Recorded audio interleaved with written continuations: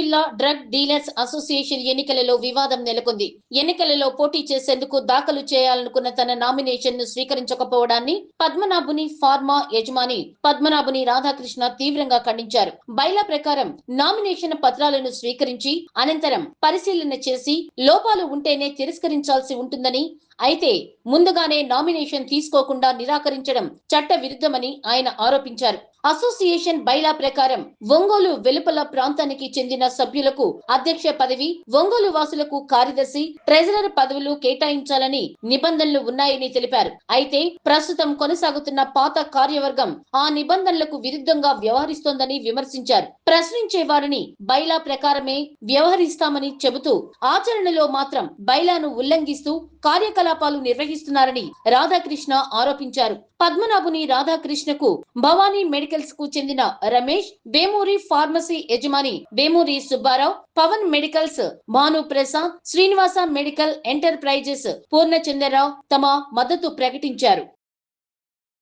నా పేరు పద్మనాభం రాధాకృష్ణ. నేను పద్మనాభం ఫార్మా ప్రొపరేటర్ అండి. నేను డిస్ట్రిక్ట్లో జనరల్ బాడీ మెంబర్ని.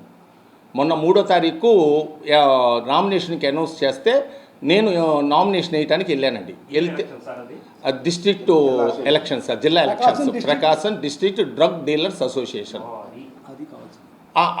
దానికి నేను వెళ్తే నాకు డైరెక్ట్గా మీరు మెంబర్షిప్ మా దాంట్లో కనబడుతులేదు, రిజెక్టెడ్ అన్నారు. మెంబర్షిప్ ఎందుకు కనబడుతులేదు అని అంటే 3 సంవత్సరాలు మీరు కంటిన్యూషన్ కట్టినట్టు లేదు, అందుకని మెంబర్షిప్ కనబడుతులేదు అన్నారు. యాజ్ ఏ బైలా రూల్ అన్నారు. మేము దానికి అగ్రి అయ్యాం. కాకపోతే ఇక్కడ మేము అడిగే క్వశ్చన్ ఏంటంటే, నేను నామినేషన్ ఇచ్చినప్పుడు రాజ్యాంగం ఏం చెప్పిందంటే నామినేషన్ తీసుకొని మీరు స్కూట్నీలో నామినేషన్ తిరస్కరించాలా. ఇక్కడ నామినేషన్ తీసుకోవటానికే ఇష్టపడలేదు సార్. ఇప్పుడు నేను అనేది ఏంటంటే యాజ్ ఏ రాజ్యాంగం రూల్ మీరు అసలు ఫాలో అవ్వట్లేదు, బైలాను ఫాలో అవ్వట్లేదు. 200 రూపాయలకి 200 రూపాయలు బైలాను, 200 రూపాయలు చందా, సంవత్సరం చందా అని చెప్పి రాశారు. దాన్ని 500 రూపాయలు వసూలు చేస్తున్నారు. 200 రూపాయలు బైలాలో రిజిస్టర్కి ఇచ్చి గవర్నమెంట్కి ఇచ్చి మీరు 500 వసూలు చేస్తున్నారంటే ఎగనిస్ట్ బైలా మీరు చేస్తున్నారా లేదా? జనరల్ బాడీ జరిగిందని చెప్తున్నారు సార్. జనరల్ బాడీ జరగలేదని మేము అడిగాం మొన్న ఎలక్షన్స్లో. లేదు జరిగింది అన్నారు. నేనేమడిగానంటే జనరల్ బాడీ జరిగి ఉండుంటే జనరల్ బాడీ సభ్యులందరికీ మీరు ఏ రకంగా ఇంటిమేషన్ చేశారు? నెంబర్ 1 రిజిస్టర్ పోస్ట్లో పంపించి ఎకనాలజీమెంట్ రిజిస్టర్ చేశారా? లేదు త్రూ వాట్సాప్ ఉంటే స్క్రీన్ షాట్ ఇవ్వండి, లేదు ఫిజికల్గా మీరు వెళ్తే సంతకాలు పెట్టిన బుక్ మాకు చూపించండి అని అడిగాం. లేదు జనరల్ బాడీ జరిగింది అన్నారు. మీకు క్వైట్ ఇన్ఫర్మేషన్ ఒకటి ఇస్తున్నాను సార్. నాకు తెలిసిన నాలెడ్జీ వరకు 700 అంటే కొత్త ప్రకాశం 700, పాత మొత్తం ఉమ్మడి ప్రకాశం 1200 మంది సుమారు ఉంటారు సార్. సరే పాతది తీసేసండి సార్. 700 మందికి జనరల్ బాడీ బిలో 20 నెంబర్స్ వచ్చినట్టుగా సంతకాలు పెట్టించారండి. నేనేమంటున్నానంటే జనరల్ బాడీకి మీరు నిజంగా ఇంటిమేషన్ అయితే లోకల్ పీపుల్ రండి. ఎక్కడో ఎర్రగొండపాలెం, ఎక్కడో మార్కాపురం, ఎక్కడో కనిగిరతం రాకపోవచ్చు, కానీ లోకల్ పీపుల్ రారా అంటే మీరు జనరల్ బాడీ అనేది మీరు చేయలా. రైట్, జనరల్ బాడీ చేశారంటే నేను ప్రూఫ్స్ అడుగుతున్నా. ఆ ప్రూఫ్స్ కూడా మీరు ఇవ్వడానికి ఇష్టపడుతున్నా. ఏది బైలా ప్రకారం మీరు చేయలా. లేదు నేను చేసింది కరెక్టు అన్నప్పుడు మేము ఒకటే అడిగాం, మీరు పెద్ద మనుషులు 4 కూర్చోండి, ఎవరైతే నాకు సమాధానం చెప్తారో వాళ్ళు సమాధానం చెప్పండి, మాట్లాడుకొని పరిష్కరించుకుందామంటే దానికి వాళ్ళు ఇష్టపడుతున్నా. నేను క్లియర్గా అడిగా, సార్ మీరు బైలా అంటున్నారు, ఆ బైలాను మాకు ఇవ్వండి అంటే ఏ ఎలక్షన్ ఆఫీసర్ ఇవ్వడానికి ఇష్టపడలేదండి. అక్కడ 3 ఎలక్షన్స్ ఆఫీసర్లు వస్తే ఎవరు కూడా నువ్వు ఈ బైలా తీసుకొని చదువుకొని మాతో మాట్లాడమని చెప్పలా. ఇంకా అసలు దీంట్లో ఇది సర్వీస్ మోటివ్ అని చెప్తున్నారు సార్. అసోసియేషన్లు అన్నీ సర్వీస్ మోటివ్లోనే ఉంటాయి. నేను అడిగే క్వశ్చన్ ఒకటే, సర్వీస్ మోటివ్ అని చెప్తున్నప్పుడు సర్వీస్ అన్న అర్థము అన్నీ ఓపెన్గా ఉండాలి అని బైలాని ఎందుకు దాచిపెడుతున్నారు? 200 రూపాయలు వసూలు చేయాల్సిన అమౌంట్ని 500 రూపాయలు ఎందుకు వసూలు చేస్తున్నారు? మీ దగ్గర నాకు తెలిసిన ఇన్ఫర్మేషన్ వరకు సుమారు 10 లక్షల డిపాజిట్, 2 లక్షలు క్యాష్ ఉందంటున్నారు. ఇది తప్పో ఒప్పో క్లారిటీ లేదు, అంకైతే ఉంది. 200 500 ఎందుకు చేశారు? 10,000 రూపాయలు చందా అసలు బైలాలో రాయకుండా మీకు ఆచారం ఉంటే ఉండొచ్చండి. యాజ్ అ బైలా ప్రకారం పౌల అసోసియేషన్ 10,000 రూపాయలు మీరు ఎందుకు వసూలు చేస్తున్నారు? బైలా ప్రకారం ఎలక్షన్ చేయండి అని. ఇప్పుడు ఇంకోటి ఉంది సార్, ప్రెసిడెంట్ వచ్చేసి మా దాంట్లో అవుట్ ఆఫ్ ఒంగోలు దాటి ఒంగోలు టౌన్ వాళ్ళు కాకుండా బయట వాళ్ళు ప్రెసిడెంట్ కింద ఉండాలా. సెక్రటరీ, ట్రెజరరు ఒంగోలే ఉండాలి అన్నది బైలాలో క్లియర్గా మెన్షన్ చేశారు. నేనేమంటున్నానంటే నిన్న పెట్టిన దాంట్లో ప్రెసిడెంట్ క్యాండిడేట్ ఒంగోలు అతనికి ఇచ్చారు. ఒంగోలు అతన్ని స్కూట్నీలో తీసేలా ఆయన్నే డిక్లేర్ చేశారు. ఏ రకంగా డిక్లేర్ చేస్తారు? మీరు బైలా మార్చకుండా, ఏమి మార్చకుండా స్ట్రైట్ మీకు నచ్చితే ఏది నచ్చితే అది చేసుకుంటూ వెళ్ళిపోతే బైలా ఎందుకు? 700 మంది ఉన్న నెంబర్స్ ఎందుకు? దేనికి ఇవన్నీ? ఇప్పుడు నా బాధ ఏంటంటే అసలుకి ఏమి జరుగుతుంది అది ఓపెన్లో పెట్టండి. ప్రతి బుక్ ఓపెన్లో పెట్టండి. ప్రతి విషయం ఓపెన్లో పెట్టండి. సెక్రటరీని, ట్రెజరర్ని, ప్రెసిడెంట్ని ఒక సమాధానం చెప్పే మనిషి కింద క్రియేట్ చేయండి. వాళ్ళు పోస్టులు తీసుకున్నప్పుడు సమాధానాలు ఎందుకు చెప్పరు సార్? మేము సమాధానం చెప్పడం, మాకు పోస్టులు కావాలంటే ఎట్లా? అసలు నాకు అర్థం కాలేదు. కొత్తోళ్ళు వస్తే ప్రతి నాయకుడు ప్రకాశం జిల్లాలో చెప్పాడు, కొత్తోళ్ళు వస్తే మేము ఎంకరేజ్ చేస్తామంటున్నారు. కొత్తోడిని, నేను ఇంతవరకు ఏ పోస్టు చేయలా. నేను వస్తే నన్ను రిజెక్ట్ చేస్తున్నారు బయలు అడ్డం పెట్టుకొని. అసలుకి దీంట్లో ఏమి లాభం ఉంది అని చెప్పి పోస్టు కోసం పోటీ పడుతున్నారు. ఆ పళ్ళ రసం మాకు చెబితే నెక్స్ట్ ఎలక్షన్స్లో ఆ రసం మేము పిండుకుంటాం. ఈ రసం ఏందో మాకు చెప్పాలా. ఏ లాభము, ఏ స్వలాభము లేకుండా 3 సంవత్సరాలు 3 ట్రిప్పుల నుంచి ఒకే మనిషి, 5 ట్రిప్పుల నుంచి ఒకే మనిషి ప్రకాశం జిల్లాలో మెడికల్ అసోసియేషన్లకు ఉంటే వీళ్ళు దేనికి అట్లా పట్టుకొని ఉంటున్నారు? ఎందుకు కొత్త వాళ్ళని ఎంకరేజ్ చేయట్లా? దీనికి నాకు సమాధానం కాల. నేను ఏది అడిగినా లీవ్ అంటున్నారు సార్. నీకు చేతైంది చేసుకో. కోర్టు డైరెక్ట్గా ఏం చెప్పారో తెలుసా సార్?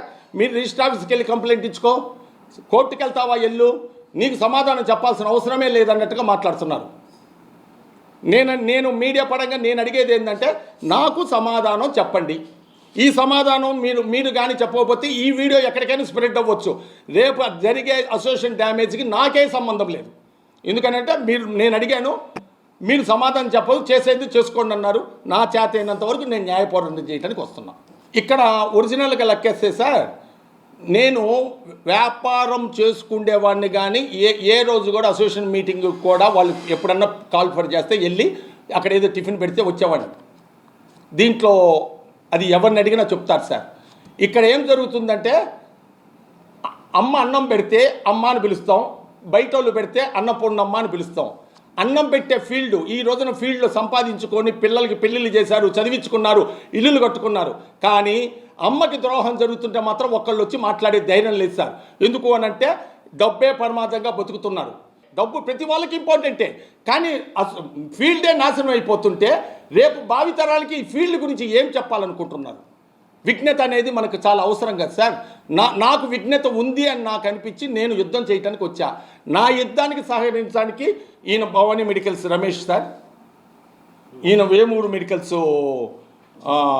సుబ్బారావు గారు, పవన్ మెడికల్స్ భాను గారు, శ్రీనివాస మెడికల్స్ పూర్ణ గారు.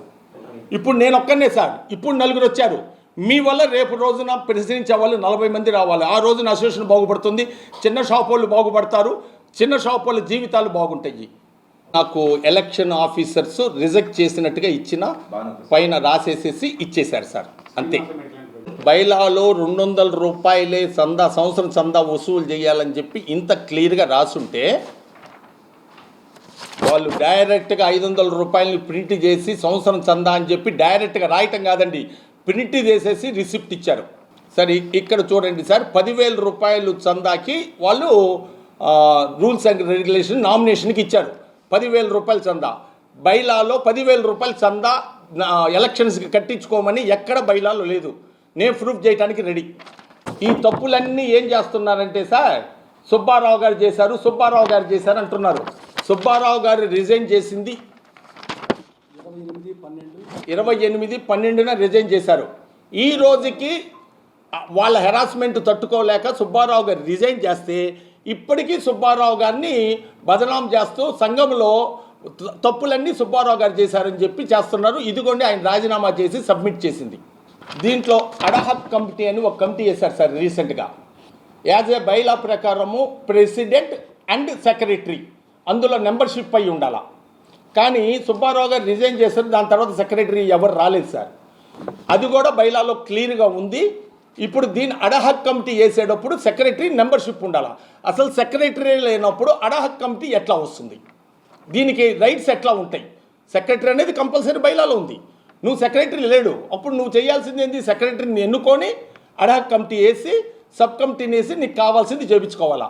అది లేకుండా డైరెక్ట్గా అడాక్ కమిటీ వేసేసి డైరెక్ట్ ఫోర్స్లోకి వెళ్ళిపోతున్నారు. సార్ బైలాలో నేను రేపు ఏదైనా లీగల్గా వెళ్ళాలి అనుకుంటే ఈసీ నెంబర్లందరికీ నోటిఫికేషను, అంటే లీగల్ కాదు సార్, రిప్రజెంటేషన్ ఇవ్వాలి, ఇన్ఫర్మేషను. ఇప్పుడు నిన్న నుంచి 3 మనుషులు పనిచేసి పోస్టల్లో అందరికీ ఎకనాలజ్మెంట్ పంపించాం. దీనికి 6,000 రూపాయలు నా సొంత డబ్బు ఖర్చు అయింది. అయినా నేను భయపడుతున్నా. ఇక్కడ కావాల్సింది అసోసియేషన్ స్ట్రీమ్ లైన్ అవటం, న్యాయం రావటం, నాయకులు పెరగటం. రేపు రోజున ఈ నాయకుల వల్ల సమాజం బాగుపడతాం. దానికోసమనే నేను యుద్ధం చేస్తున్నా. నేను ఒంగోలు రిటైల్ మెడికల్ అసోసియేషన్కి టౌన్ సెక్రటరీగా సుమారుగా 7 సంవత్సరాలు సర్వీస్ అందించున్నాను. నిస్వార్థంగా చేసి ఉన్నాను. అది గుర్తించి నాయకులు కొంతమంది నువ్వు జిల్లాకు కూడా ఎవరూ లేరు, మేమందరం సపోర్ట్ ఉండి నిన్ను ఏకగ్రంగా తీసుకుంటాం, నువ్వు వచ్చి నీ డెడికేటు నీ వర్కు అన్నీ మాకు తెలుసు కాబట్టి రమ్మని చెప్పి కోరారు. నేను మాత్రం అయ్యా నాకు సాధ్యం కాదు, నేను టౌన్ వరకే చేయగలను, జిల్లాకి నేను రాలేనంటే మేమందరం ఉన్నాం, సపోర్ట్గా ఉన్నాము, నేను చేసి పెడతామని చెప్పన్నారు. అయ్యా నాకు కొంత చదువు తక్కువ, నేను జిల్లా లెవెల్లో చేయాలంటే నా వల్ల కాదంటే లేదు మేము ఉన్నామని చెప్పి తీసుకొచ్చి నన్ను అనేక రకాలుగా ఇబ్బందులకి గురి చేసి నాకు సహకరించక నన్ను ఇబ్బంది పెడుతూ గతంలో సెక్రటరీ నాకు పుస్తకాలు 3 నెలలకు కూడా హ్యాండ్ ఓవర్ చేయకుండా నన్ను ఇబ్బంది పెట్టాడు. ఇవన్నీ ప్రశ్నించకుండా నేను అన్నీ వాళ్ళు చెప్పిన విధంగా అన్నీ హ్యాండ్ ఓవర్ చేశాను. అయినా నా మీద దుష్ప్రచారం చేస్తూ నాయకులందరూ కూడబలుక్కొని నేను ఎందుకంటే రాధాకృష్ణ అనే వ్యక్తి వచ్చి దీన్ని మొత్తాన్ని సంస్కరిస్తున్నట్టుగా నాకు అనిపించింది. నేనైతే తట్టుకోలేనని చెప్పి ఆయన అన్ని రకాలుగా న్యాయ పోరాటానికి అన్నిటికీ సిద్ధపడి ఈ మొత్తం చెడిపోయిన అసోసియేషన్ మొత్తాన్ని బాగు చేయాలనే సంకల్పంతో ముందుకు వచ్చాడని నాకు కూడా అనిపించి నేను కూడా నీ వెంట నడుస్తానని చెప్పి ఆయనకి నా వంతు సహాయ సహకారాలు అందించడానికి ముందుకు వచ్చాను. భజన బృందం ఉన్నారు. భజన బృందం అంటే మొత్తం మాకు జిల్లాకి హెడ్ కృష్ణారెడ్డి గారు ఉన్నారు. ఆయనకి చాలామంది సతీష్, సుధీ, తర్వాత శ్రీధరు, ప్రణీత్, బాలు ఇలాంటి భజన బృందం అంతా చేరి వారు ఏ జీవితం అదే బైలా ప్రకారం ఫాలో అవ్వరు. వాళ్ళకి నచ్చని వ్యక్తులు రాకపోతే బైలా అంటారు. ఆ బైలాలో పూర్తిగా ఫాలో అవ్వరు. దాన్ని నేను ప్రశ్నించడం జరిగింది. అందుకని వాళ్ళకి నేను నచ్చల. అందుకని నేను స్వచ్ఛందంగా రాజీనామా చేసి మీ ఇష్టం వచ్చినట్టు చేసుకొని చెప్పి బయటకు వచ్చేసాను.